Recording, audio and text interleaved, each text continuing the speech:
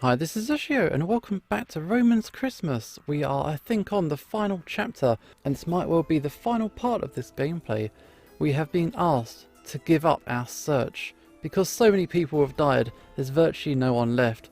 So the idea is, if we stop looking for the murderers, maybe they'll stop. Okay, let's do it.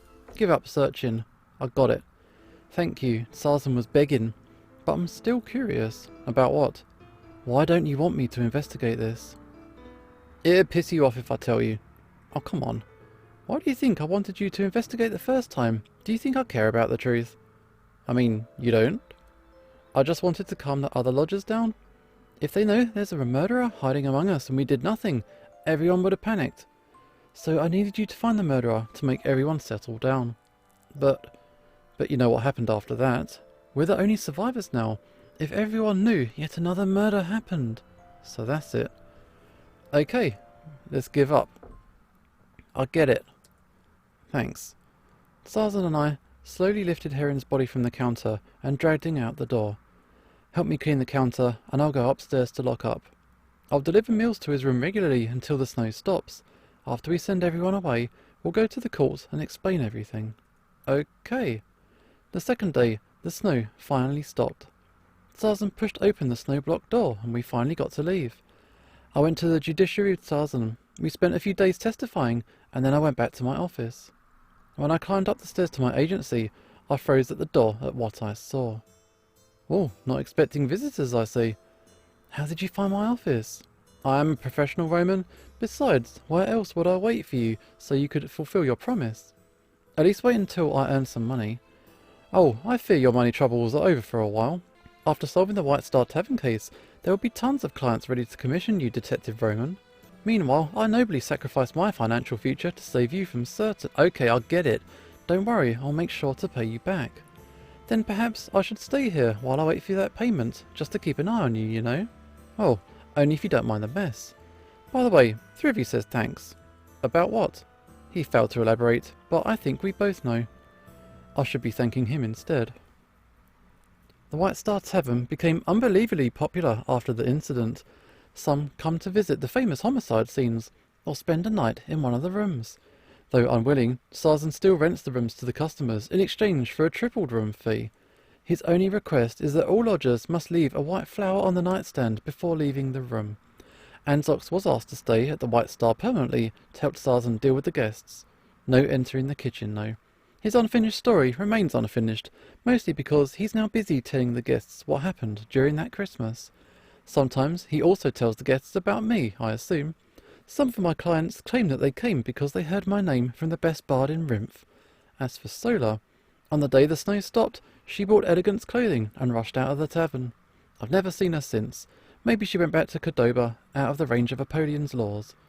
My friends Cain, Ionis and Peter were left in that snowy Christmas forever. I won't be able to taste Cain's carrot stew ever again, even though I never really liked it. Ionis won't clap me on the shoulder either. I sometimes think of what would have happened if he told me about his sexual orientation. I'd never be his lover, of course, but at least I could have listened. I never got the chance to write Peter's letter, and even if I did, I wouldn't send it to Hela. If she'd have seen the letter, would she have shed a tear for Peter? Though my detective agency became famous after that Christmas, I still wish it never happened. If only I could go back to the White Star, back to that Christmas Eve. Maybe I could save them, even if it meant I would have remained a nobody. However, time cannot be reversed. Time to get out of bed. And that is the end of the game. However, we chose not to pursue, and I think that there was a hint there as to why we shouldn't have pursued it. I think we need to load up again and find out what actually happened to Heron and why he got killed. Okay, Sarzan, sorry. Heron died. We need to find out how and who. Let's continue searching. I know Heron did something unforgivable, but it doesn't matter what his past sins were. Execution without a judgment is not allowed. And that's why I want to keep investigating. I'll respect whatever you decide, certainly. Okay, I'll go find Thrivy and do the autopsy. Got it. Sarzan passed me the keys and hurried upstairs. Let us search. So we need to look around and start over. So Herring got killed. We sort of know why, but all the people who didn't like him are basically dead now. So let's have a look. This guy is super dead. Several empty mugs piled on the counter. So was he getting himself drunk because he felt bad? Tarzan didn't even light the fire in the kitchen. Okay, let's have a look. Heron's body is leaning over the counter, staring into the distance with a vacant expression. I better not do anything before Thrivy has a chance to examine it. It's not that I can't do an examination myself, but it's better to have a professional physician do it instead. And the cup? The mug in Heron's hand is half full. What is the stuff on the table? A menu? Anything else? This is just like the usual stuff. The flames in the fireplace have died down. This is all the regular stuff. All the blood got cleaned up from before. I guess we can go upstairs. What's taking Thrivy so long to come downstairs? Okay, let's find out. Sorry for making you wait so long. We just got ready. It's okay. I'll go take a look elsewhere. Thrivy rubbed his eyes with his sleeve and covered up his mouth to hide his yawn. I'm sorry for waking you up this early. It's okay. It's my job. Okay, there's like no one left though. So can we check the attic? Oh, these guys are both up here. Talk to Anzox. Yo, yo, yo. Anzox had his loot on his knees and was wiping it with a cloth. Suddenly I noticed that some of the varnish was missing from the back of his loot. Okay, let's ask about that. Yo, Anzox. What happened to the back of the loot? It's just a little dinged up. Did it hit something? I must have accidentally scratched it on the banister. He turned the loot toward him to hide the damage. Suddenly, a tiny glass bottle dropped out of the loot sound hole and onto his thigh. Anzox covered the bottle with his paw and tried to slip it back into the sound hole. I mean, seriously, dude, what is that? What is that? What's what? Don't pretend you know I saw it. Fine. Anzox lifted the loot by the neck and shook it until the bottle fell into his palm. It looked like it was half full of a dark liquid. It's just some belladonna juice I got a long time ago. I'll take a few drops when I need some inspiration. Okay, so he got some drugs on him. Let's talk to Tarzan. Yo. So, what are you going to do with the White Star after all this? What am I supposed to do? Keep it running, of course. After all this, don't you think the customers might think, who knows, I'm not a god or something. All I can and should do is keep the tavern running. Sure, the atmosphere might never be the same, but it's better than just closing up shop for good. Okay, so what were you up to last night? When I went upstairs last night, there were still a few people in the hall. I checked every door to make sure they're all locked, and then I went up to the attic to sleep. Okay. Who was still in the hall when you went upstairs? Let me think. Heron, he was on night watch. And Anzox was paying his loot by the fireplace? I guess he was worried that he might become unfamiliar with the loot due to the coma. Sola too. She didn't want to go back to her room yet, so she stayed in the hall to listen to Anzox's music. And that's it. Okay. I mean, is there any point in looking around? We've been through the place so many times now. Tarzan's key holder. He keeps the keys to the empty rooms, but only Tarzan has the cellar key. I checked the keys. They belong to Kane, Sean, Peter, Vincel and Ionis. Okay, so we are loading up all these clues again through his book with a fuzzy image of a dragon and weird symbols which I can barely understand on the cover. Okay, get all these clues. We've seen all this stuff before. This is the medicine chest. Got some laxatives, antidiarrheal, sleeping pills. Okay, he loaded with drugs. All that good shit. So, this is our room. What have we got? Can we read our book again? My notebook and the evidence collected in my last case in the drawer. So let's check the case notes. Which is a nice little thing that we can get on our case notes. Okay, what is in our bag? I lost a shirt. At least I didn't lose my life. It's weird that if you get found guilty, the people around you can do the execution. They will really mess you up if they think you're the one who did it. Elegant is not here. No one down here. Yeah, so there's no one around. But we are back to being down here. So about the remains, did you finish your autopsy? All is ready. You can investigate. Okay, tell me about the book. So he spilt a drink on his own book. What about your book? Is it readable? Oh, it's fine. It's almost dry now. Okay. What do you think happened? Well, if you'd like me to guess, well, the murderer poisoned Heron and struck him on the back of the head when he tried to call for help. Oh, wow. So, I guess we can search a little bit more. Please wait for a second, I'm still examining. Okay. Oh, I have finished. It's faster than I thought. Well, it seems like it's pretty clear cut this time. So we can look. So we've already looked at some of this stuff. But yeah, we can check out the body directly now. But this guy is dead. So why is the menu down here? The menu of the White Star. What about in the drink? The mug in Heron's hand is half full. Oh, better not touch that. Why? I think the cider's poisoned, though I'm not positive. That's just my assumption after examining the body. Okay. About his face. Heron's pupils are dilated. His face looks purple from suffocation. Is there anything else? Wasn't the back of his head supposed to be bloody or something? There's blood on the back of the head. I looked close and it wasn't caused by a sharp weapon. And also Anzox was looking at his loot. He bled a lot though, it wasn't fatal, like Anzox. I prepared an autopsy report for you. Ask if you don't understand. Alright, thanks. So maybe we can ask the guy. I don't think there's anything else. There's a counter full of mugs. Okay, let's talk to Thrivy. So, tell me. Oh, ask about belladonna. Poison with belladonna, maybe? Collect 42 belladonna berries during full moon, grind them with half an unpeeled lemon, and filter to make a potion. A very small dosage will cause euphoria, but any more will result in death by suffocation. Judging from his symptoms, I think he must have been poisoned. It's such a coincidence. What? Anzox owns a bottle of it, and the bottle's half full? Oh. Okay, so Anzox, it's not looking good for you, buddy. Okay, can we check the autopsy report, please? Heron, male, hyena, around 30 years old. Body discovered half an hour ago. He's been dead for about 8 hours. The body was found bent over the counter with a cup in his hand. Rigor mortis has set in. A wound caused by blunt force trauma was located on the back of the skull, with obvious but not excessive bleeding, and there's bruising on the face as well.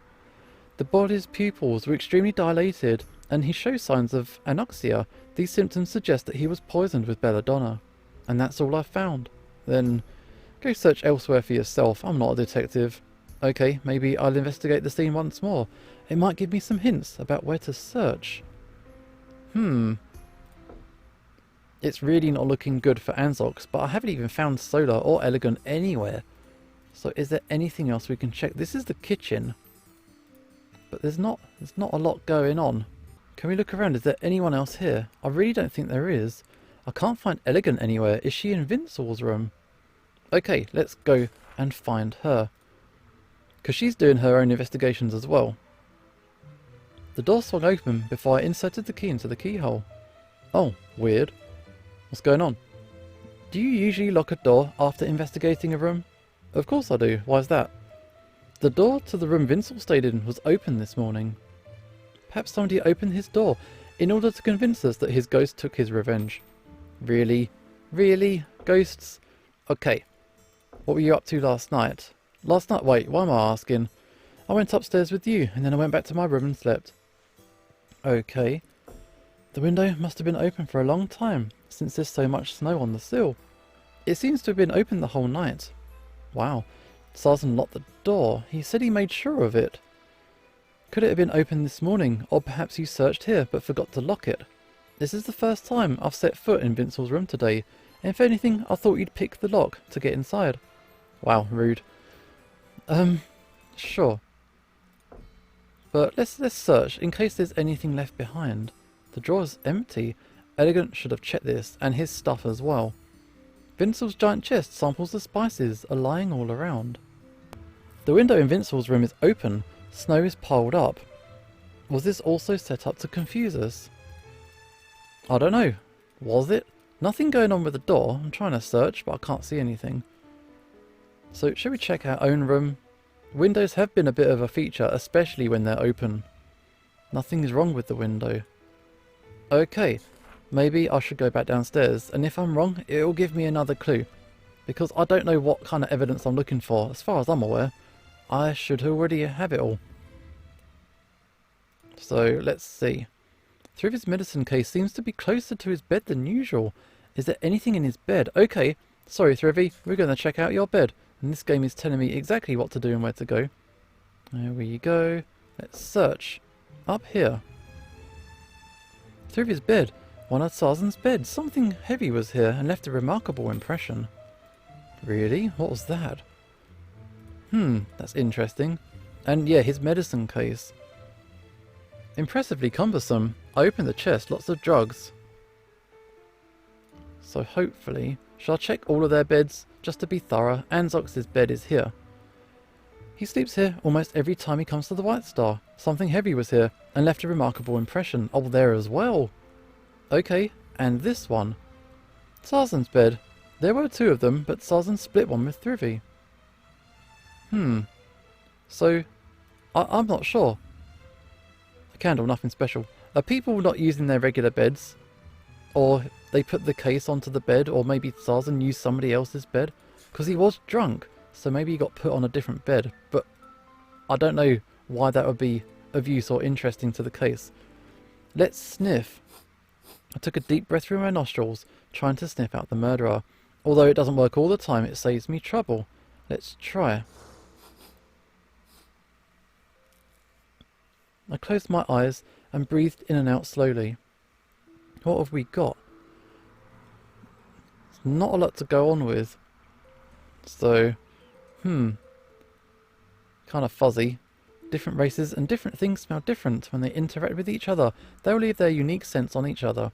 If I close my eyes and sniff carefully, I can locate the position of every odour and then restore them to the scene. The more similar interaction methods, places and times are, the more similar the scent is. Okay, so we got these mugs. Heron's mug smells like cider. Apart from Heron's, I don't smell anyone else. Okay, so you got the menu. Smells like blood and paper. Apart from Heron and Sarzan's, no one's else scent can be detected. Then you got this. So all the mugs smell the same. Then you got Heron. He smells just like the surroundings. He wasn't moved by the others. Something's off. Okay, so is it the menu? It's normal if blood is spilt on the menu, but something's off. Okay, we'll try the body. Body wasn't moved. No sense of fighting either. Then it's the mug.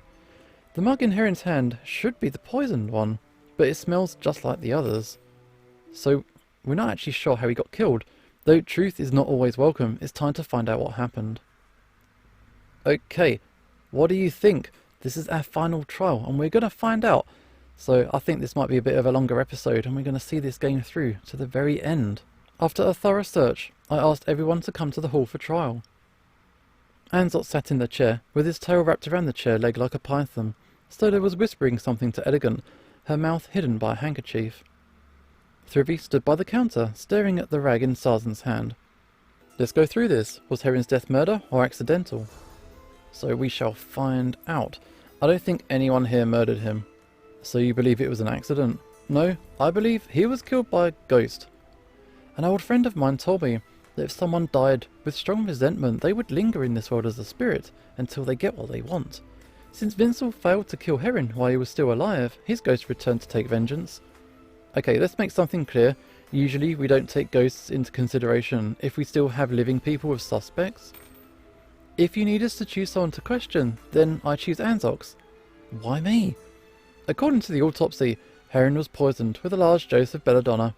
In high doses, belladonna poison causes pupil dilation and asphyxiation, but in small doses, it makes bards meet with their muses in happy dreams, where they are blessed with inspiration. Well, yeah, but... And you do have a half bottle of belladonna potion with you, right? I drank it myself? Can he prove it? I mean... But Heron's a priest. He wouldn't drink this much when he's on a mission, right? Are you sure? Almost everyone here knows that Heron would never refuse the chance to have a drink. Please don't speak ill of the dead. I'm sorry, but we really don't have room for niceties here. Maybe I was wrong. Maybe Vincel's ghost did kill Heron. I didn't expect you to say that, Doctor. Anyway, let's figure out who had the chance to kill Heron last night. We got 2 suspects this time. We have got... well, one is definitely Anzox. There we go. For sure. He went upstairs after me. It's possible. And the other one... I'm not actually sure. We'll try it. I mean, Solar, I suppose. So we can assume the murderer is either Anzox or Solar for now, both of whom went upstairs after Sarzan. I demand to state my testimony to prove my innocence. Okay, actually, technically speaking, you're still a noble. There's no need to be so nervous. That's right, but I won't admit to something I didn't do. Then state your testimony, please. Yeah, she's already killed one person, so... I didn't want to go back to my room early last night, so I stayed in the hall to listen to Anzox play his lute. At first, it was as clear and sweet as a lullaby, but soon he started speeding the rhythm up, and the tune went pretty strange. I was a bit disturbed by the tune, so I went upstairs to bed. And when I went upstairs, Anzox was still there with Heron. So I was not the last one who saw him alive. Okay, then we'll press for more information. Why didn't you want to go back to your room? I didn't want to be alone, let alone going back to a room that was kind of filled with his scent. I couldn't smell any remaining traces of the lunatic, but who am I to judge? Okay, about his music. You were disturbed by his music? Yeah, I don't know why. It was like he lost his mind. It was like an evil spirit was urging his fingers to play the melody. Okay, I think we can just leave out the whole evil spirit thing, please. Oh, I'm sorry.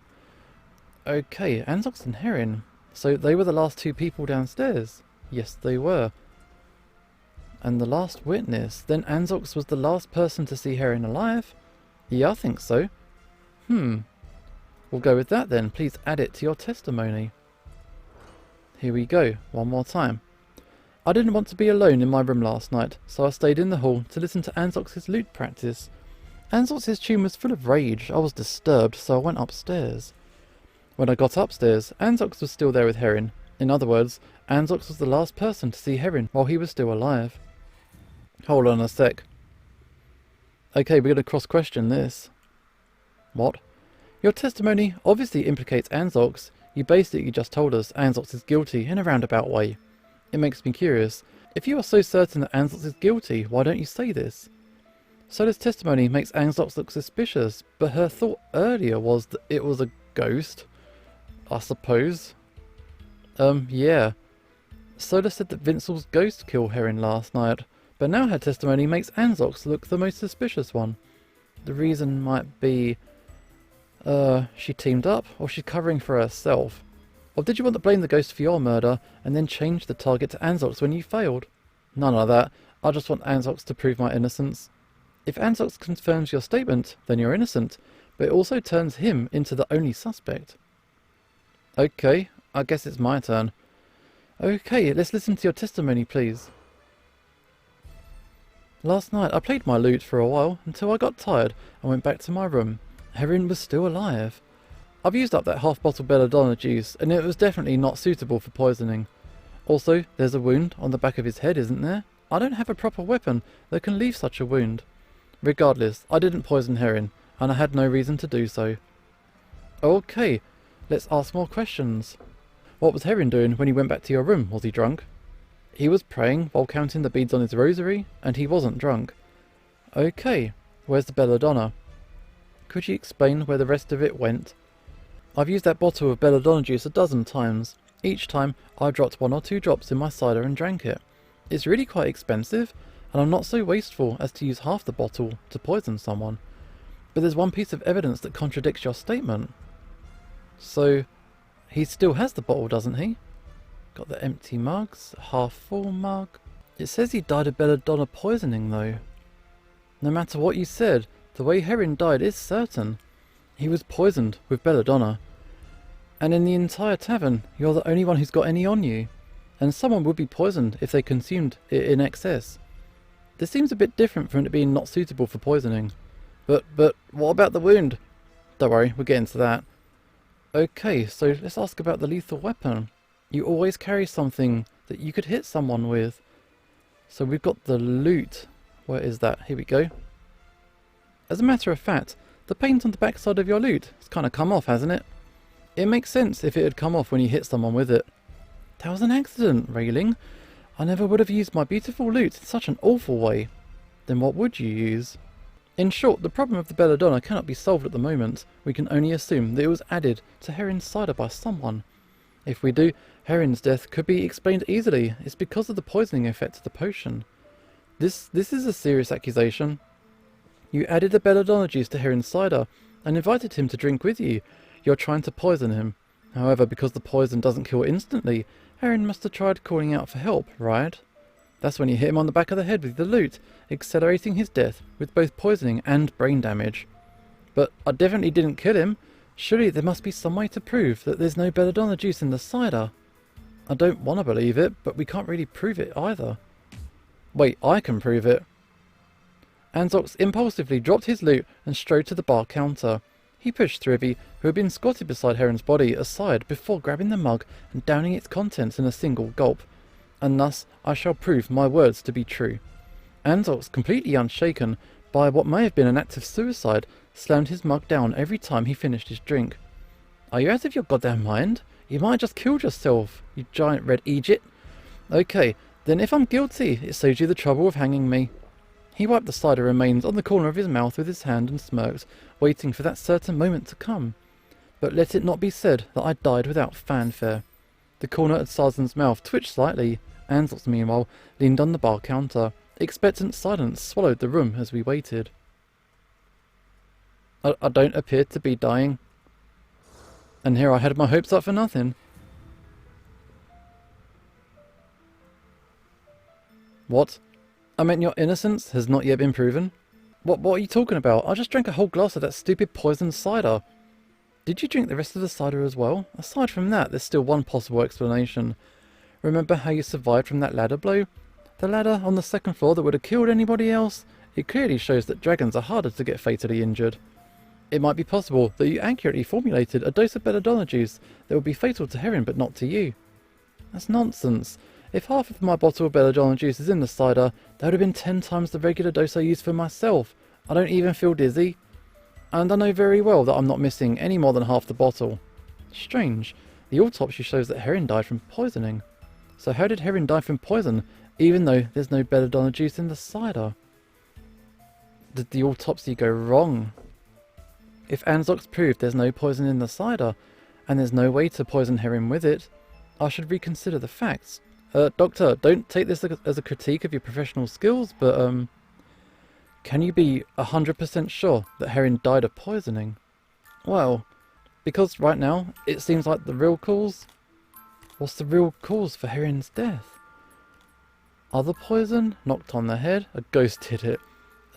Was he poisoned with something else? Or is there another kind of poison? Pardon? Is there some kind of poison that's harmless to dragons but lethal to other species? Oh, might be possible, but I haven't heard of any such a thing. Okay, so it's the blow to the back of the head. It wasn't poison at all. It's more likely Heron died from the blunt injury to the back of the head.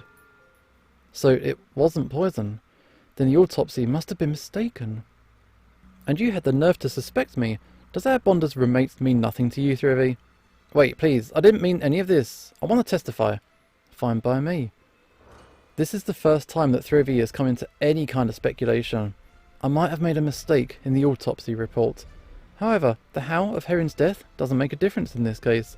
And the time of Heron's death hasn't changed either. In brief, I believe that Heron was killed by Vincel's ghost. Everybody is insisting on it that it's on the ghost. Okay. Why would you believe that the cause of death doesn't affect the final result? Because no matter how, it's a ghost. Okay. Time of death. 8 hours ago, an hour before Sarzan went upstairs. Sure. Tell me about the ghost. What makes you think that? I think it's the truth the whole time. Is that you're trying to cover for someone? That's really weird. What's the real cause of death? The blunt injury to the back of the head. Then why did you get it wrong? Because I'd forgotten that it could also cause respiratory arrest. I'm sorry about the mistake. It's okay, you've been a great help so far. Okay, I'll leave it there. Please reorganise your testimony and add in what you mentioned. Let's do it again. The true cause of Heron's death is the blunt injury to the back of the head that caused him to stop breathing. However, the how of Heron's death doesn't make a difference in this case. The time of death is 8 hours ago, I'm sure of it. In brief, I believe that Heron was killed by Vincel's ghost. Thrivy, I know you don't believe one of us is the murderer and you want to cover up for him, but you have to try harder to trick me. What are you trying to say? I'm pretty sure falsifying an autopsy and lying during testimony violates your professional ethics. I think you know who the murderer is. Just tell us. Oh no. how's it gonna go? I lied in my testimony because I don't want to see anybody else die. It was just a slip of the tongue when I said that the cause of death doesn't matter. The time of death is 8 hours ago, that's for sure. I didn't expect anyone here to have betted on the juice of all the blasted luck. Hey! Anzok's pissed. Sorry. Of course people would think it's mine because you said so. I wouldn't believe it at first as well. I'm sorry. But I really didn't kill him. Wait, something's wrong. Like what? What would Anzox do if he really was the murderer? Does he bribe Thrivy? Pin it on the ghost or kill everyone? Would he pin it on the ghost as well? He would try to persuade people that Vincel's ghost attacked Heron. Right. And there are 2 people who've been doing this. It was Solar. One of them's Solar. She might have said that. Anybody else? Well, Thrivy just now, and I'm sure Elegant mentioned it before too. But I'll go with Thrivy. Both Solar and Thrivy have mentioned it. However, Anzox never talked about a ghost. If Anzox was the murderer and opened the window in Vincel's room trying to convince us that his ghost came back for revenge, but then never said a thing about a ghost, doesn't it seem strange? Now it seems Thrivy's more suspicious. First changing the results of the autopsy and then mentioning the ghost, and I've yet to figure out why you emphasise the time of death so many times. Time of death? 8 hours ago, for sure. Yep, 8 hours ago, I'm sure, definitely. 8 hours ago, an hour before Sarzan went upstairs.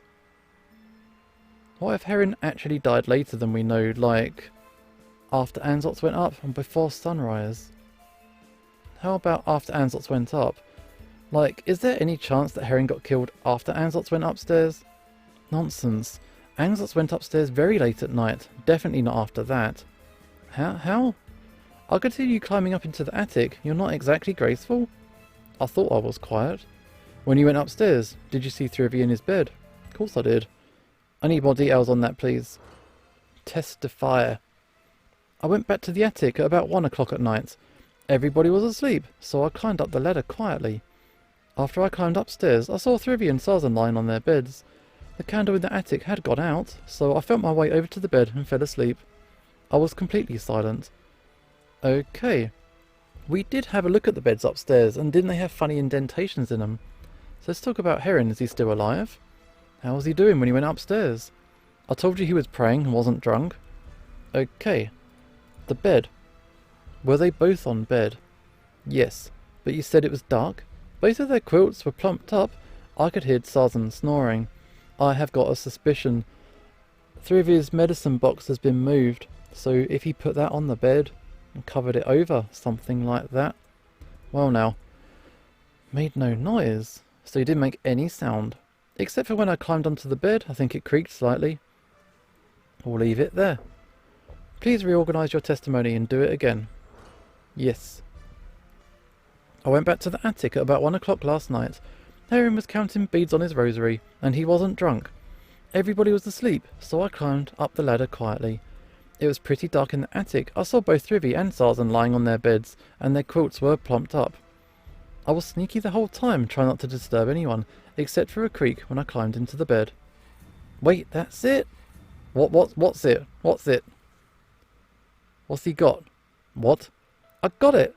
What you saw wasn't Thrivy sleeping, but what exactly was the thing that plumped up the quilts? I think it was his medicine cabinet.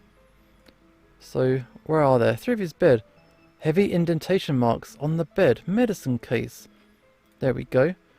What you saw wasn't Thrivy, but his medicine chest tucked under the quilt. There was a visible indentation on Thrivy's bed today. I guess we've got an explanation for it. In other words, when Anzox went upstairs, Thrivy wasn't in bed. Then where would he have been at that moment? In the cellar? The toilet? Anywhere, really.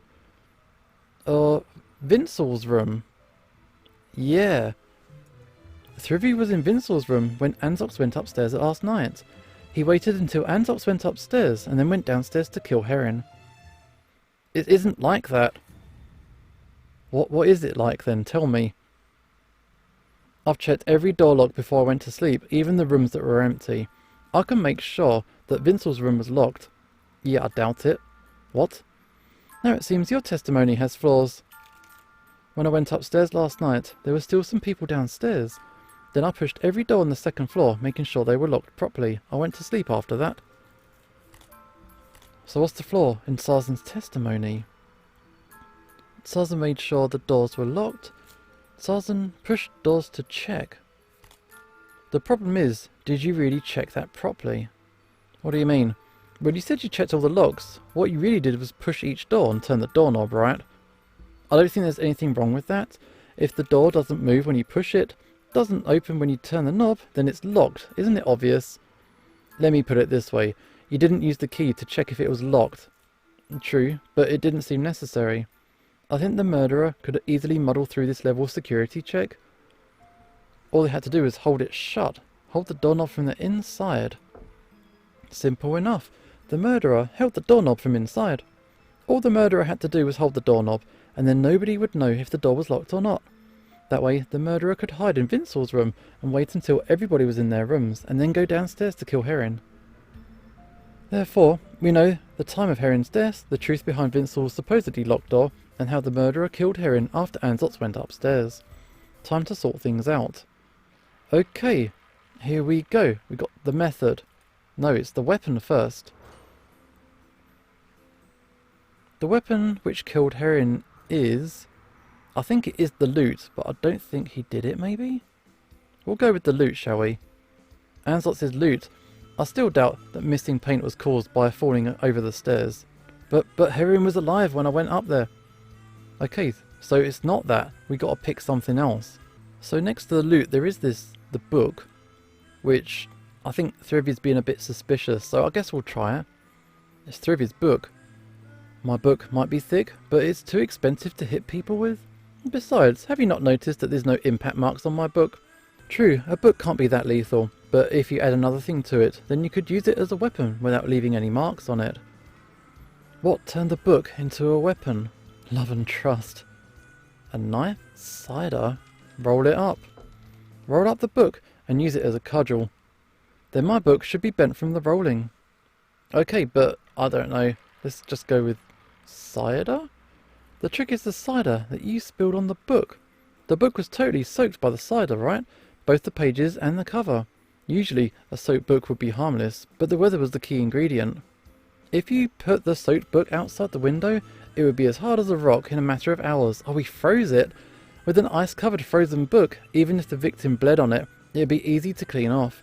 And there wouldn't be any trace of damage to the book's cover. You just need to unfreeze it inside your room after you use it. Oh wow. So here come the method. Here's how things played out. Deductive reasoning. So we get these clues and put them in another order. The suspect held the doorknob tightly. The suspect waited in the attic till everyone was gone. The suspect knocked over the cup and soaked the book. The suspect put the book outside Vincel's room. The suspect drugged Heron's cider. The suspect went downstairs to kill Heron with the book. The suspect opened the door to Vincel's room. So it's all about the book and the doors. So we'll try this. The suspect knocked over the cup and soaked the book. Then they waited in the attic until everyone had gone.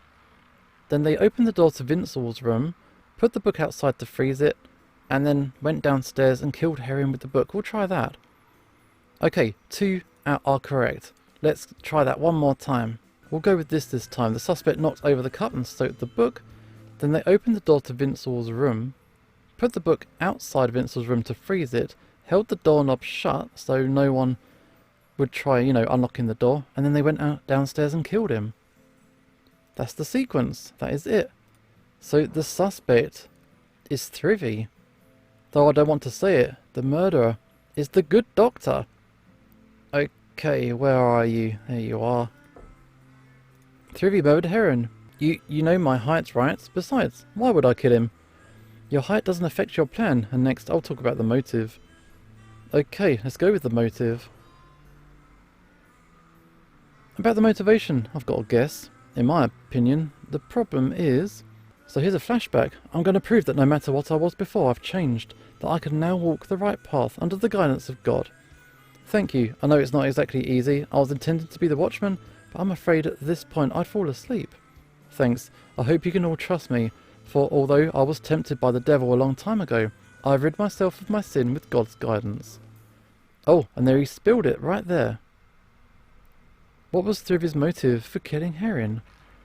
Herring on the night watch, revenge for Vincel, collude with Vincel, free from sin.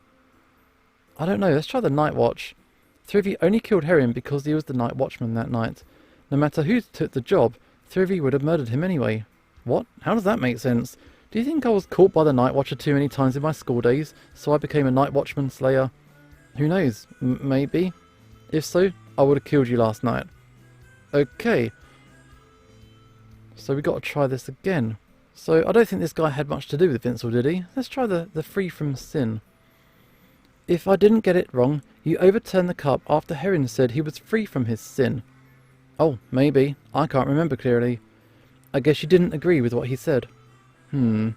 Further on, he perhaps hurt you before.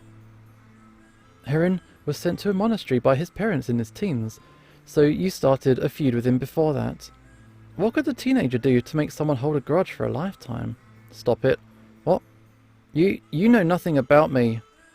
Don't get me wrong, I'm not trying to exculpate Herring. I'm just thinking bullying, right? Stop it. Shut up. Looks like I'm right. He was just a school bully. Oh man. To summarise, here we go. Herring volunteered to be the night watcher last night, claiming to have moved past his sinful history. Maybe you'd forgotten about him or forgive him, but his announcement probably made you furious. So either as part of your scheme or just sheer indignant rage, you overturned a mug full of cider and soaked your book. Vincel had committed suicide yesterday because he had accidentally killed Peter. Killing Herring and blaming it on Vincel's ghost would have been quite convincing, but you needed to help it along. You took your book upstairs, climbed up to the attic, stole the key to Vincel's room from the key holder, opened the door, put the book outside. Yeah, outside. And waited until it was frozen. At that point, Sarzan hadn't gone upstairs, so you put the key back in place, stuffed your medicine chest under the sheets, blew the candles out so it looked like you were asleep. Sarzan, being exhausted, wouldn't think to check. After finishing your preparations, you went back to Vincel's room and waited until all of us were in our rooms. And then you snuck downstairs. When Sarzan came to check the doors, you held the doorknob from the inside to mislead him into thinking that the door was locked. Once he was done, he came out from Vincel's room and left the window open. Then he went downstairs with the frozen book to comfort Herring. It was midnight, and Herring was probably dead drunk, lying on the table. But you decided to make him actually dead when you hit him on the back of the head with a hard frozen book. Then you cleaned the bloodstain off the book, made sure Herring was dead, then went upstairs, moved your medicine chest out from your bed, and went to sleep with nobody none the wiser. Then when Sarzan came to ask you for the autopsy, you suddenly remembered that Ansot's drank cider with belladonna juice, and Herring's death resembled belladonna poisoning. So you decided to pin it on him. That should sum everything up nicely. I couldn't even make the slightest guess about what Herring did to make you hate him so much. But while I can understand how much you want revenge. But still, first, do no harm, right? I don't want to say that, but yeah. It's fine, I've accomplished what I wanted to do. Dying with satisfaction after delivering my revenge is probably the best ending I could have hoped for. I wanted to fight back ever since I was young, yet I didn't have the strength to do so at the time. And then he went to the monastery, and I thought I'd never meet him again, until 4 days ago when he stumbled into the tavern. It was like he just stepped out of my memories fully formed. Sure, he successfully convinced everyone that he was reformed, a proper member of the clergy. Even I was almost convinced. But after last night I knew he hadn't changed, and he never would. Well, I'd better get going. Thank you for taking care of me these past few days. Wait, where are you going? Thrivy wrapped his coat tight and lifted his medicine chest. I know where people like me should go. I'll need to go there alone, so no need for help. There's like a blizzard outside, Sarzan moved to block the door.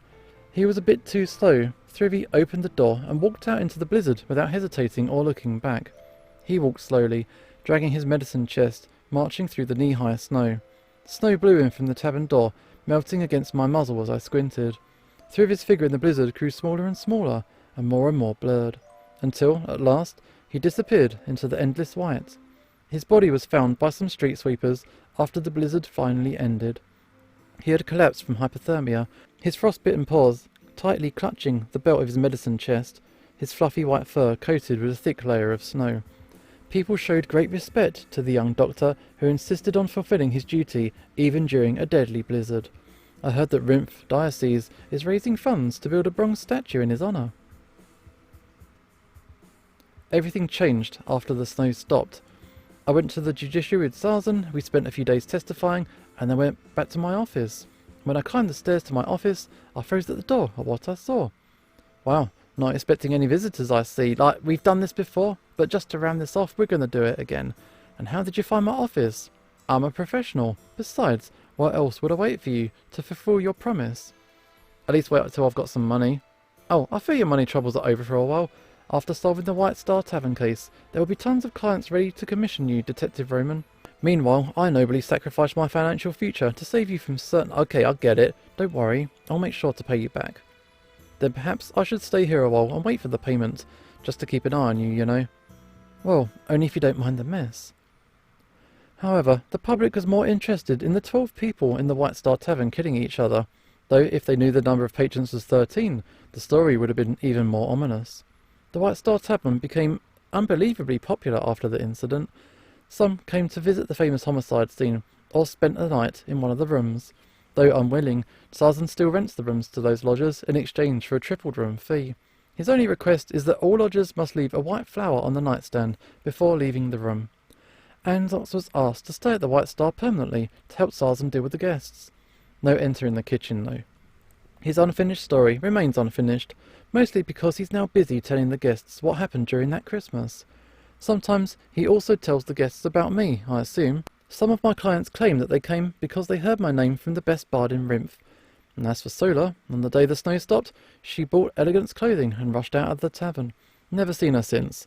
Maybe she went back to Cordoba, out of the range of Apollion's laws. My friends Cain, Ionis and Peter were left in that snowy Christmas forever. I won't be able to taste Cain's carrot stew ever again, even though I never really liked it. Ionis won't clap me on the shoulder either. I sometimes think of what would have happened if he told me about his sexual orientation. I'd never be his lover, of course, but at least I could have listened. I never got the chance to write Peter's letter, but even if I did, I wouldn't have sent it to Hela. If she had seen the letter, would she have shed a tear for Peter? Although I have to admit that since the incident, my detective agency has become quite famous. With so many cases, I got too busy to sleep, even with Elegant's help. But I still wish that I could have prevented that incident from the start. If only I could go back to that tavern, back to that Christmas Eve. Maybe, just maybe, I could have saved them. Even if it means I would have remained a nobody. Unfortunately, time can't be reversed. It's time to get up. And there we go. That is our ending to Roman's Christmas. I really enjoyed this one. Lots of murder mysteries, weird twists and turns, and I couldn't predict how any of the murders went. So I hope you enjoyed this one as much as I did. And this is Usho signing off, and hopefully I will see you next time.